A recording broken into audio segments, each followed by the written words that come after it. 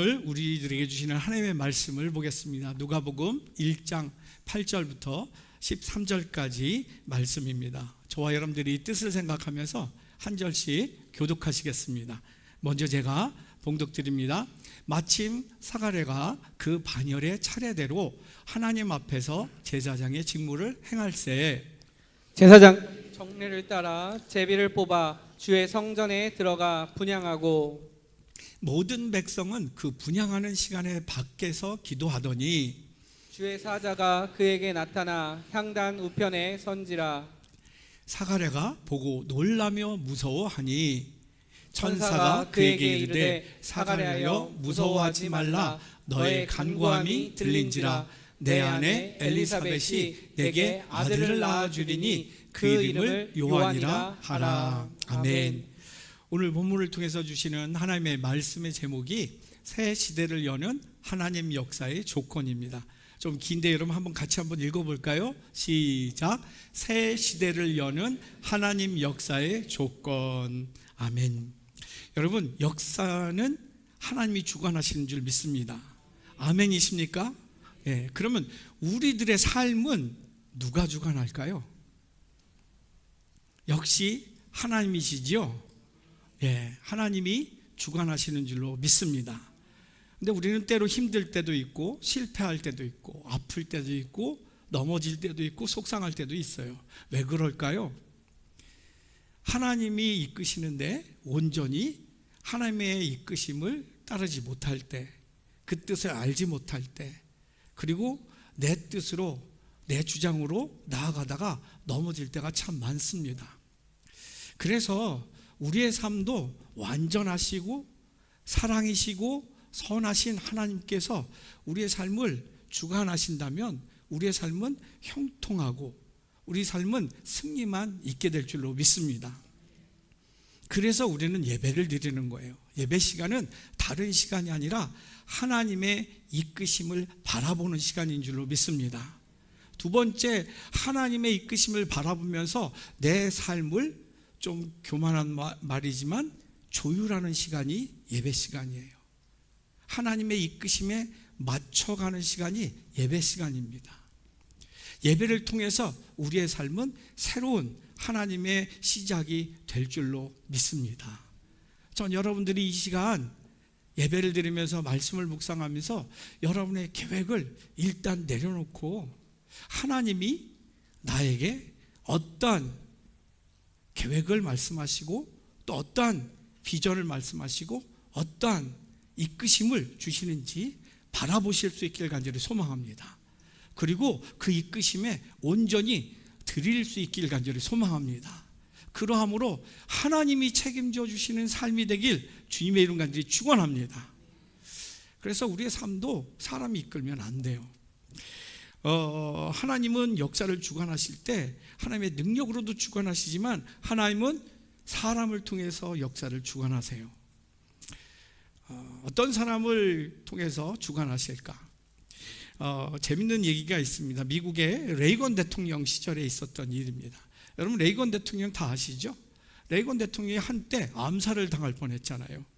총격을 받고서 죽을 뻔하다가 수술해서 살았어요. 근데 수술한 다음 날 정신이 깬 뒤에 그날 대통령이 정신을 깼다라는 소식을 듣고 한 백악관의 고위 보좌관이 대통령께 찾아와서 이렇게 얘기를 했다고 합니다. 각하, 나라가 정상적으로 운영되고 있다는 걸 아시면 각하는 참 기쁘실 겁니다 라고 얘기를 했다고 해요.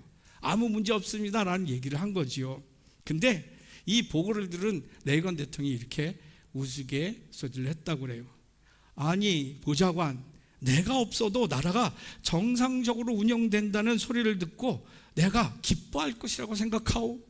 라고 하면서 농담을 했다고 합니다. 여러분 여기서 깨닫는 게 있어요. 세계를 움직이는 미국의 대통령, 정말 세계를 움직이죠. 지금 트럼프로 인해서 세계가 막 뒤집어지고 엎어지고 난리가 아니에요. 그렇지 않습니까? 전쟁도 그렇고 경제도 그렇고 너무나도 막 지금 왔다 갔다 하고 있어요. 그런데 아까 레이건 대통령의 이야기를 보면서 깨닫는 게 세계를 움직이는 미국의 대통령이라 할지라도 그 대통령은 한 부분에 불과하다라는 겁니다. 한 사람에 불과하다라는 겁니다. 세상에서 아무리 큰 직책이라고 할지라도, 아무리 큰 권력의 자리라고 할지라도 그 자리에 다른 사람은 언제든지 대체할 수 있다라는 거예요. 왜요? 이 역사를 주관하시는 분은 하나님이시기 때문에 그렇습니다. 그래서 하나님께서는 사람을 통해서 역사를 주관하세요. 어떤 사람?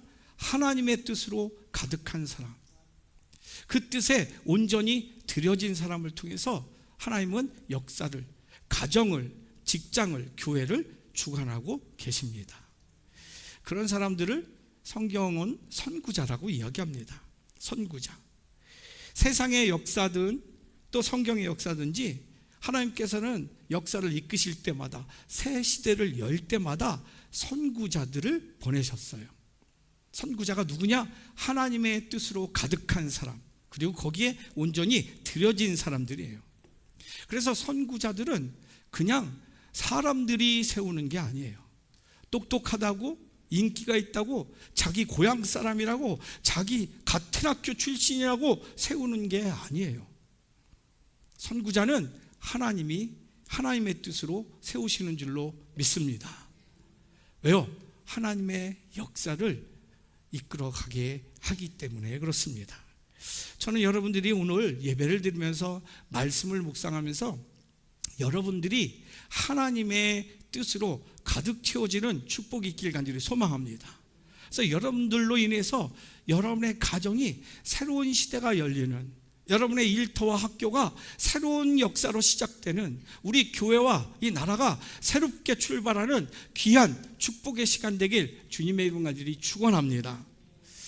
그래서 이 새 시대를 여는 하나님의 역사, 거기에 조건이 있어요. 그 조건은 뭘까요? 한번 볼까요?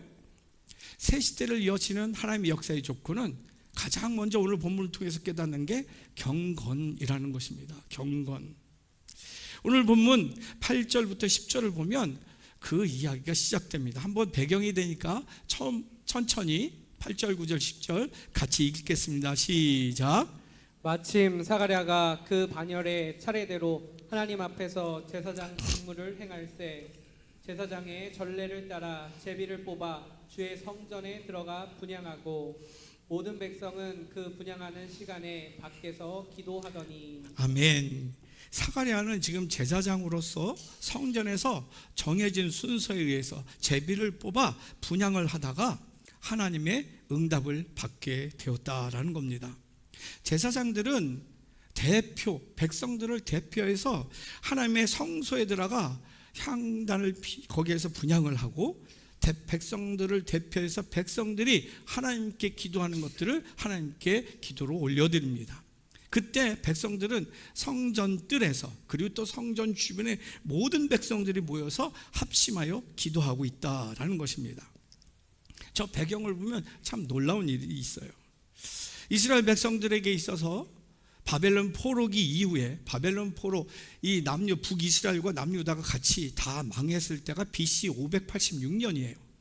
그리고 바벨론에서 다시 돌아와서 성전을 건축하고 이스라엘이 회복되는 그 과정이 이 돌아온 후가 언제냐면 3차 귀환까지 해서 BC 444년, 예수님이 오시기 전 400년 전부터, 그때부터 이스라엘 백성들은 성전에서, 성소에서 같이 분향을 하면서 기도를 해왔습니다. 그들이 바벨론 포로 이후에 지속적으로 400년 동안 성전에서, 성소에서 해온 기도가 있다는 거예요. 그게 뭐예요? 바로 이스라엘의 회복을 위해서 기도했다라는 겁니다. 이스라엘이 왜 회복을 위해서 기도했습니까? 이스라엘은 바벨론 포로기 이후에 또 곧바로 페르시아의 점령을 당해요. 그리고 수백 년 동안 지배를 받다가 또 헬레니즘 문화에 또 정복을 당해요. 또 얼마 안 있다가 로마에 정복을 당합니다. 그래서 지금 예수님이 오시던 이 시대, 이 본문의 시대가 바로 로마의 식민지 시대였던 것입니다. 그래서 이 바벨론 포로 귀환 이후에 400년 동안 이스라엘은 이 성소에 매주 모여가지고 제사장들이 2만 명인데 제비를 뽑아서 그 열반에 따라서 이 제사를 드렸어요. 그리고 하나님께 기도를 한 것입니다. 그 기도가 뭐예요? 하나님께서 이방인의 통치를 물리치시고 이스라엘 백성들을 하나님의 백성으로, 하나님의 자녀로 온전히 세우기를 기도해 왔다는 것이에요. 그런데 이스라엘 백성들이 이 성전에서 그 기도를 400년 동안 기도해 오고 있었지만 지금까지 아무 하나님의 응답이 없었다는 것입니다. 근데 놀랍게도 오늘 본문을 통해서 보면, 오늘 본문에서 말라기 선지자 이후 무려 400년 만에 처음으로 성전에서 하나님의 사자가 나타나 응답의 말씀을 주고 계시다는 사건이에요. 얼마나 놀라운 일인지 몰라요. 400년 동안 계속 하나님 우리 민족을 살려주옵소서, 저 압제에서 건져주옵소서, 이 고통에서 우리를 구원하여 주옵소서, 메시아를 보내주옵소서, 계속 400년 동안 매주 2번씩 제사를 드리고 기도를 했는데 아무 응답이 없다가 오늘 사가랴 때 응답이 되었다라는 거예요. 얼마나 놀라울까요? 여기서 우리가 깨닫는 것이 있어요. 그것이 뭡니까? 그것은 이스라엘 백성들에게 있어서 이스라엘의 회복이 얼마나 중요한 기도 제목이었을까라는 겁니다. 그것은 포기할 수 없는 하나님의 축복이었다라는 겁니다. 이스라엘의 회복이 하나님의 응답으로 이루어지길 간절히 400년 동안 기도해왔던 거예요. 동시에 우리가 또 깨달을 수 있는 것은 바로 이 세상에서 가장 중요한 것이 무엇이냐? 독립도 중요하고 회복도 중요하지만 예배를 통해서 하나님의 말씀이 들려진다는 그것이 얼마나 놀라운 축복인지 우리는 본문을 통해서 깨닫게 된다는 것입니다. 400년 동안 예배를 드리는데 하나님의 응답이 없어요. 하나님의 말씀이 들려지지 않아요. 말씀이 들려지지 않는 것뿐만 아니라 그 어떤 성령의 역사도 일어나지 않아요. 계속 정복당하고 착취당하고 짓밟히는 그 일만 계속 있었던 거예요. 그러한 이스라엘 백성들에게 있어서 가장 중요한 게 무엇일까요? 바로 하나님의 음성이 들려지는 것, 그 음성대로, 그 말씀대로 성령의 역사가 그들의 삶 속에 임하는 것, 이게 얼마나 큰 축복인가라는 것입니다. 사랑하는 성도 여러분, 저는 여러분들을 정말로 사랑하는 마음으로 축복합니다. 전 여러분들이 예배를 드릴 때, 말씀을 들을 때 하나님의 음성으로 들려지는 정말 귀한 축복이 있길 간절히 소망합니다. 하나님의 계획에 내 삶을 다 조율하여 맡겨서 하나님이 나를 주관하시고, 우리 장로님 아까 기도했는데 너무 놀랐어요. 개입하시는 성령의 역사가 여러분의 삶에 나타나는, 여러분의 가정에 나타나는, 여러분의 일터에 나타나고 여러분의 자녀들의 삶에 나타나는 그 놀라운 역사가 있길 주님의 이름을 간절히 축원합니다. 여러분들이 무엇을 먼저 구해야 될지 오늘 깨닫게 될 줄로 믿습니다. 그런데 오늘 무려 400년 동안이나 아무 응답이 없었던 기도 시간에 놀랍게 하나님의 응답이 나타나셨어요. 그것이 바로 경건한 제사장 사가랴가 분향할 때였다라는 겁니다. 우리가 지난 시간 사가랴와 엘리사벳의 이야기를 묵상을 했어요. 지난 시간 보면 거기에 이들의 삶을 바라볼 수 있는 내용이 있어요. 5절과 6절 한번 같이 한번 읽어볼까요? 시작. 유대왕 헤롯 때에 아비야 반열에 제사장 한 사람이 있었으니 이름은 사가랴요, 그의 아내는 아론의 자손이니 이름은 엘리사벳이라. 이 두 사람이 하나님 앞에 의인이니 주의 모든 계명과 규례대로 흠이 없이 행하더라. 아멘. 5절 말씀을 좀 보여주시겠습니까? 유대왕 헤롯 때라고 그랬어요. 유대왕 헤롯 때. 예수님 때죠. 예수님 때. 근데 유대왕이 헤롯이었어요. 헤롯은 유대인이 아니었어요. 암몬 사람이었어요. 근데 이 사람은 굉장히 권력력이 강했던 사람입니다. 유대 통치하는 왕으로, 분봉왕으로 로마 황제에 의해서 임명된 사람이에요. 암몬 사람인데 로마의 치하에 있는 그 지역을 다스리라고, 어떻게 헤롯이 막 로마 황제에게 아부를 해서 물질을 바쳐서 그렇게 분봉왕이 되었다는 것이에요. 그리고 이 사람은 어떻게든 잘 다스린다라는 리더십을 인정받기 위해서 유대인들이 가장 원하는 게 무엇일까 생각을 했어요. 그들은 성전 회복을 가장 원했어요.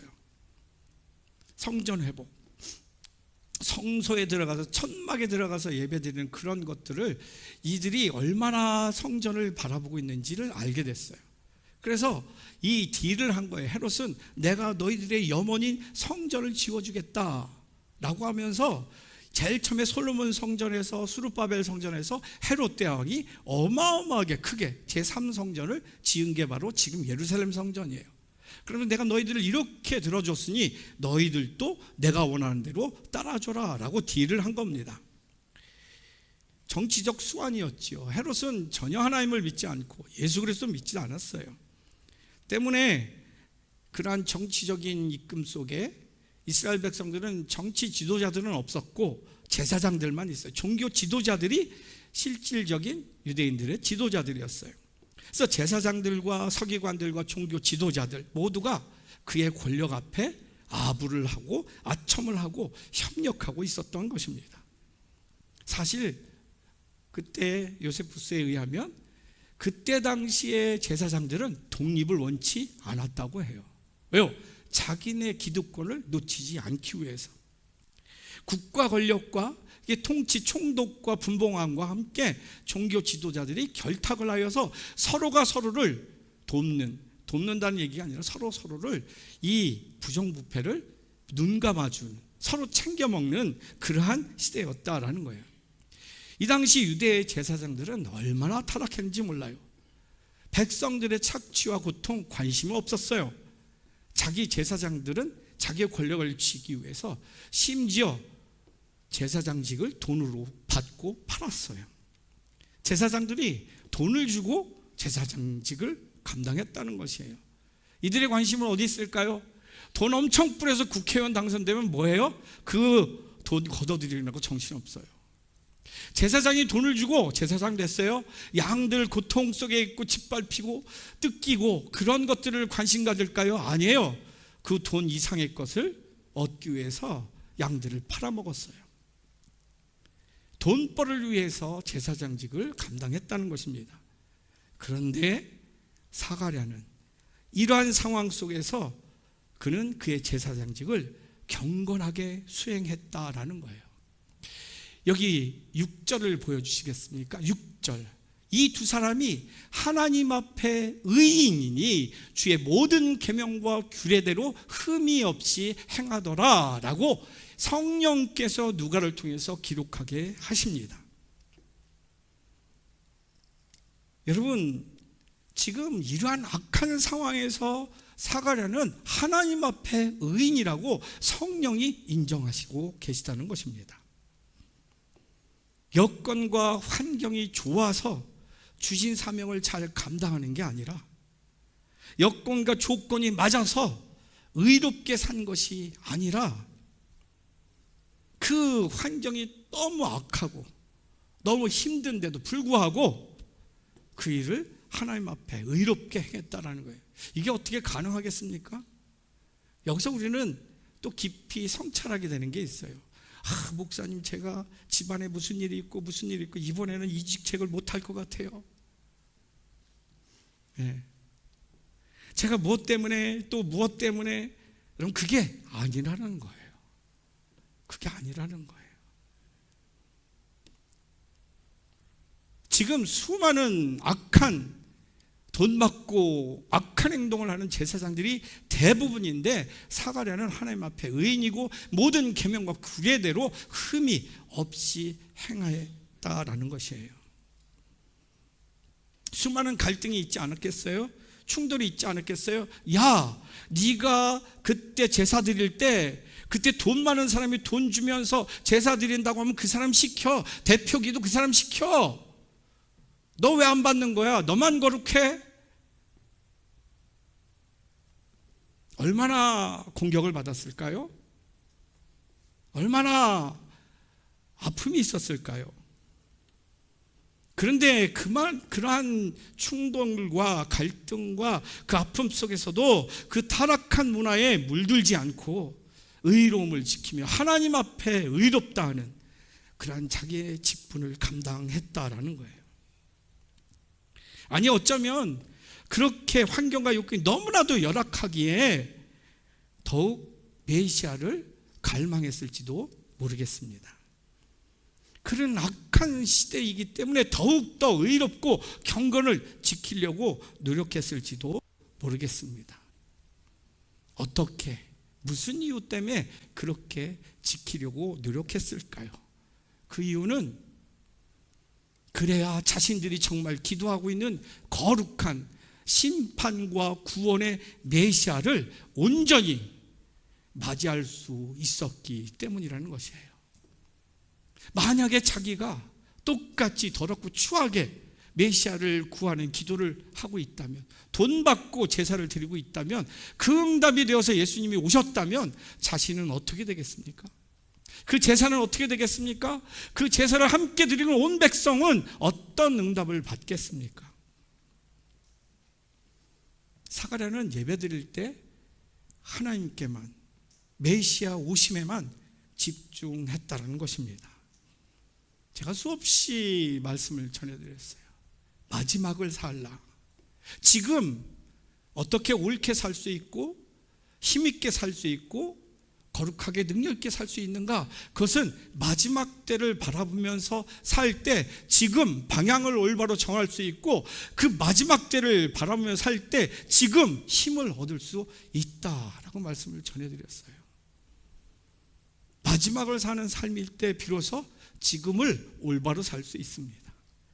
마지막을 바라보면서 살 때 지금 생명의 삶을 살 수 있는 줄로 믿습니다. 사람들은 제사장 중에 아비야의 반열이 제비를 뽑아서 뽑혔고, 또 제비를 뽑아 그 많은 아비야의 반열 중에 사가랴가 뽑힐 때도 그냥 사가랴가 뽑혔구나, 400년 동안 해왔던 그 로테이션 그대로 돌아가고 있구나 라고 생각을 했을 것입니다. 그러나 하나님은 이 성전에서 400년 동안 응답을 주시기를 원하셨습니다. 그런데 그 응답을 받을 제사장이 없었어요. 백성이 그런 마음이 없었어요. 예배를 드리면서도 하나님께 집중하지 않고 메시아에 집중하지 않고 자기의 유익에, 자기의 권력 유지에, 자기의 쾌락에 집중했던 것입니다. 그래서 하나님은 400년 동안 누구보다도, 오히려 제사장보다도 백성들보다도 더 메시아를 보낼 그 갈망과 열망이 더 크셨을 것입니다. 그때 경건한 제사장 사가랴를 보신 것입니다. 하나님은 사람의 중심을 보시는 줄 믿습니다. 누가 하나님을 진심으로 사랑하고 누가 하나님의 뜻을 정말로 소망하는지 하나님은 다 알고 계신 줄로 믿습니다. 그리고 그 하나님은 그 경건한 사람을 통해서, 그 열망의 마음을 통해서 응답으로 새 삶과 새 시대를 여시는 줄로 믿습니다. 다시 말해서 새 시대를 여는 하나님 역사의 조건은 경건이라는 것입니다. 저는 정말 간절히 이 말씀을 준비하면서 우리 종로교회를 위해서 눈물로 기도하게 됐습니다. 제가 이제 20년 가까이 여기서 목회하는데, 제가 수많은 예배를 함께 드리고 인도했는데, 하나님의 말씀을 선포했는데 하나님의 응답이 없고 역사가 없다면 이거는 문 닫아야 되는 거 아닌가? 내가 그만둬야 되는 거 아닌가?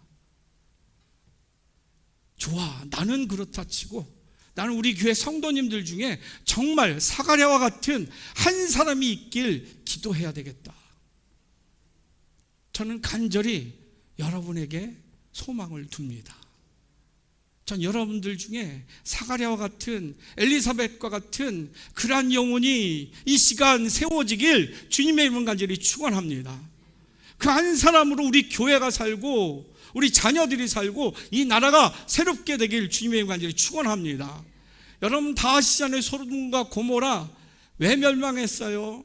너무나 악해서요? 물론 맞는 얘기지만 진짜 악한 것과는 하나님의 멸망이 상관이 없었잖아요.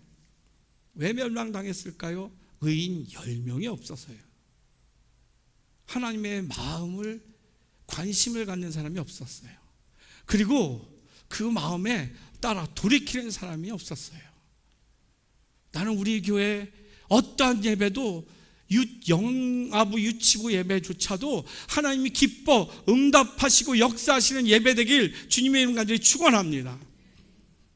그러면 하나님이 찾으시는 경건은 무엇일까요? 박은조 목사님이 쓰신 십자가 없이 영광은 없다라는 책이 있어요.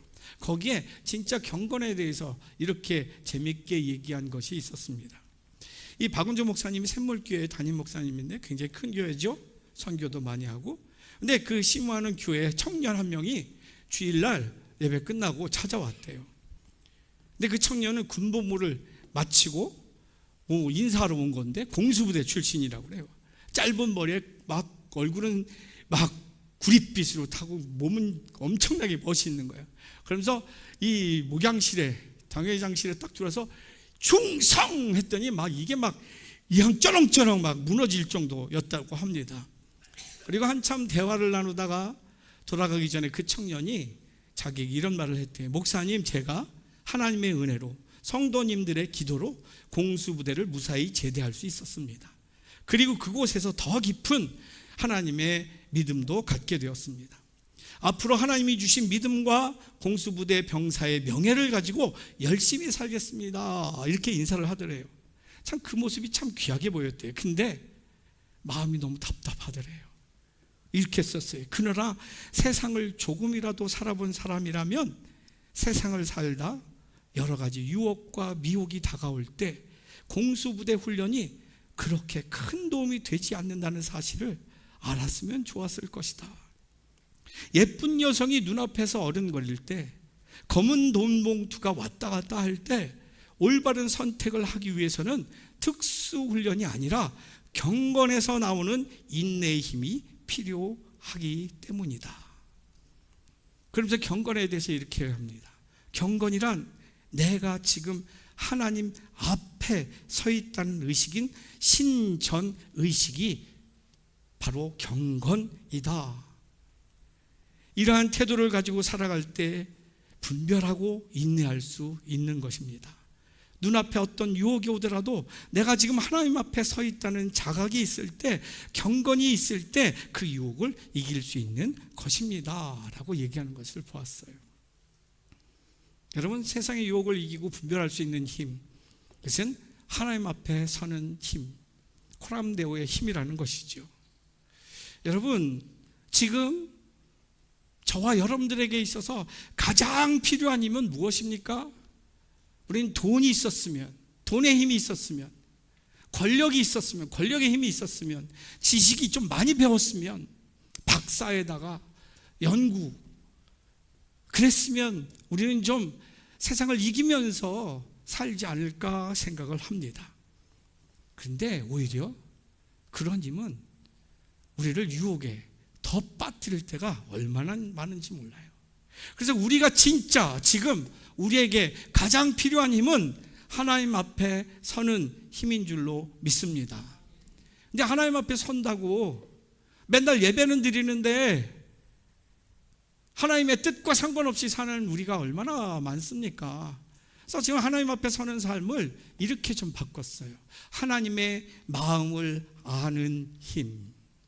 하나님의 마음을 아는 힘. 하나님의 마음을 알 때 우리는 혼돈의 삶에서 질서의 삶을 살 수 있습니다. 우리는 하나님의 마음을 알 때 방황하는 삶에서 확신의 삶을 살 수가 있습니다.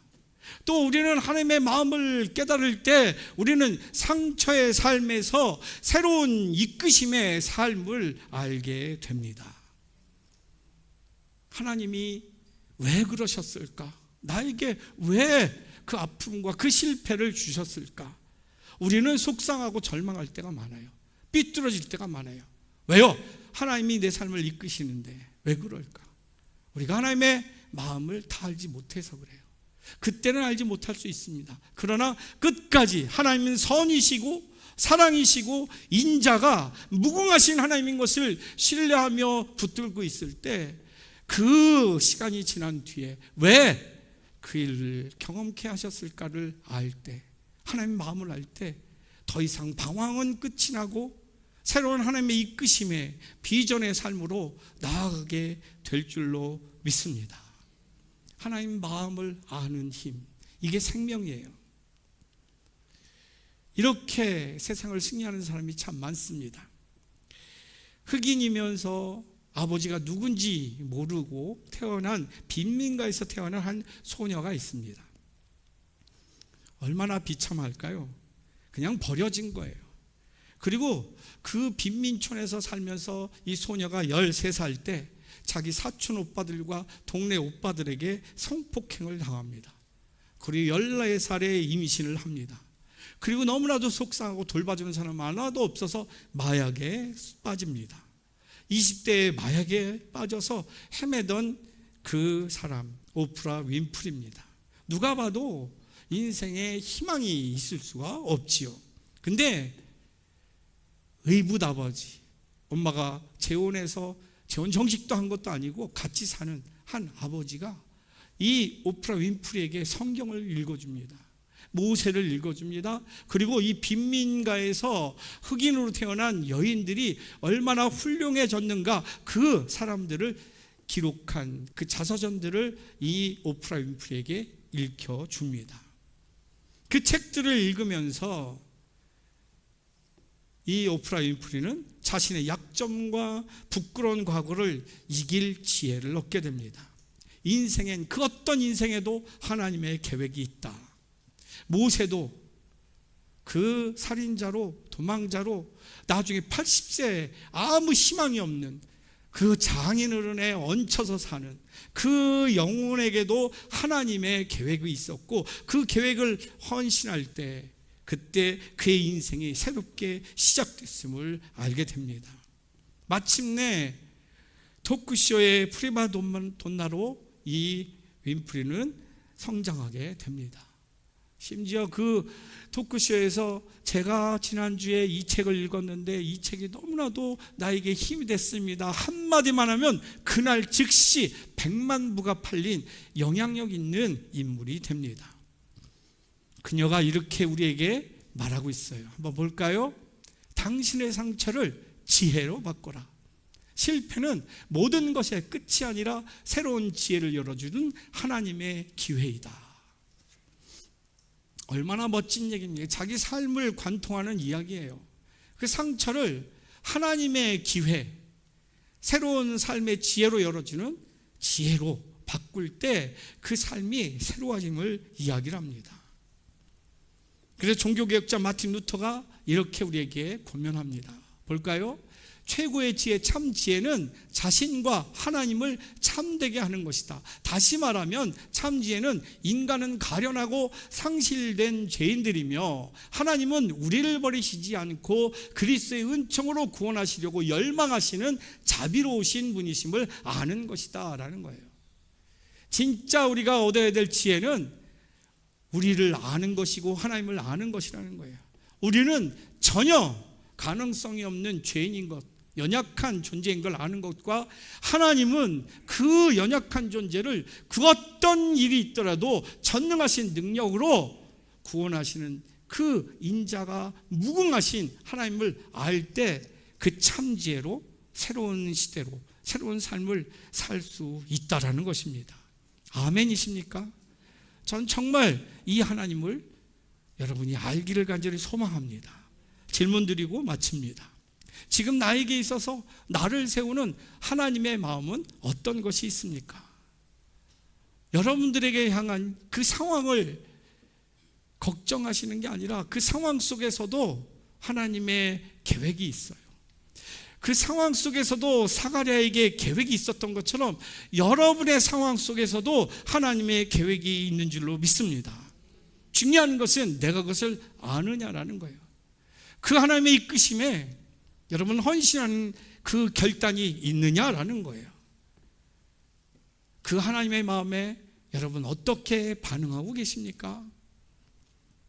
전 여러분들이 예배드리면서 하나님의 음성이 들렸을 때 결단하실 수 있기를 간절히 소망합니다. 그때부터 하나님의 역사하는 삶이 되게 해요. 여러분들이 승리로 살길 주님의 이름 간절히 축원합니다. 말씀 정리합니다. 새 시대를 여는 하나님의 역사의 조건은 경건이에요. 하나님께 하나님의 마음을 아는, 집중하는 삶인 것이에요. 그리고 거기에 헌신할 때 하나님은 우리의 삶을, 또 우리의 가정에, 또 우리 교회, 이 나라의 새 시대를 여실 줄로 믿습니다. 전 여러분들을 통해서 그 새로운 시대가 여러분의 가정에 임하고 일터에 임하고 학교에 임하고 교회와 나라에 임하기를 주님의 이름 가지고 축원합니다.